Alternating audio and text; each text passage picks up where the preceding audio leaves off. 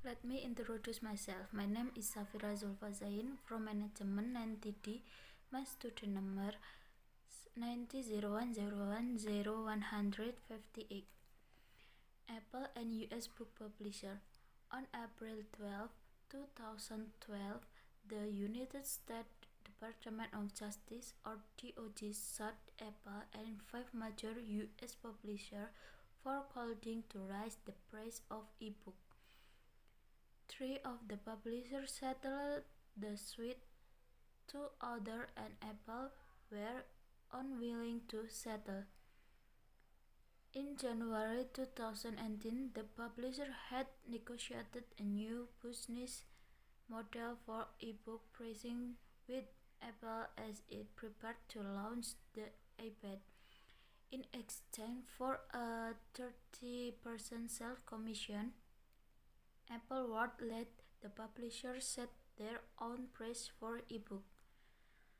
For the publisher, this pricing model appeared to be a vast improvement on their wholesaling arrangement with Amazon. After at least one of the publishers threatened to delay release of its digital edition, Amazon reluctantly replaced its flat $9.99 price for ebooks with Apple's model, and price rose industry-wide to about $14.99 on average.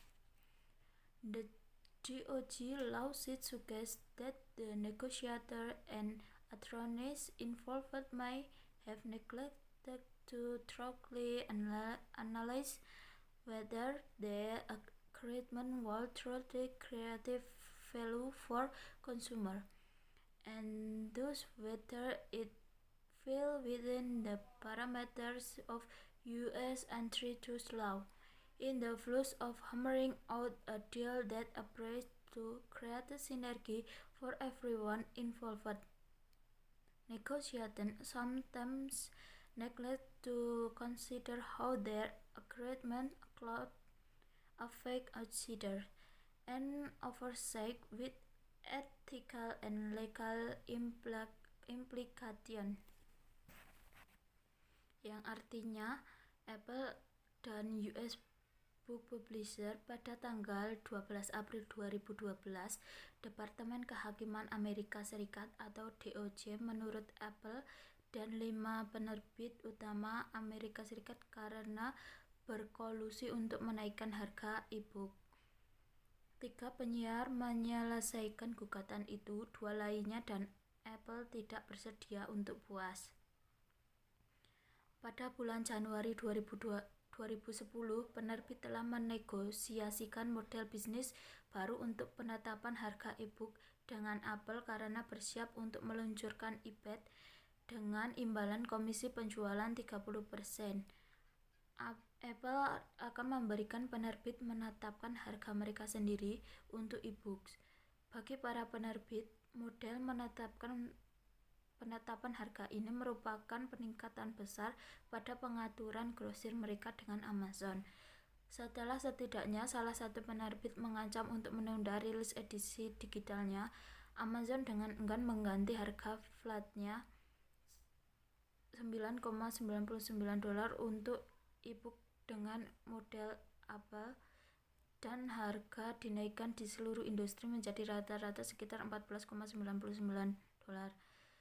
Gugatan DOJ menunjukkan bahwa negosiator dan pengacara yang terlibat mungkin telah mengabaikan untuk menganalisis secara menyeluruh apakah perjanjian mereka akan benar-benar menciptakan nilai bagi konsumen. Dengan demikian, apakah itu termasuk dalam parameter Undang-Undang Anti-Monopoli Amerika Serikat. Dalam kesibukan menuntaskannya, kesepakatan yang tampaknya menciptakan sinergi untuk semua orang yang terlibat, negosiator kadang-kadang mengabaikan untuk pertimbangan bagaimana kesepakatan mereka dapat mempengaruhi orang luar, pengawasan, dan implikasi etis dan hukum. Sekian dari saya. Wassalamualaikum warahmatullahi wabarakatuh.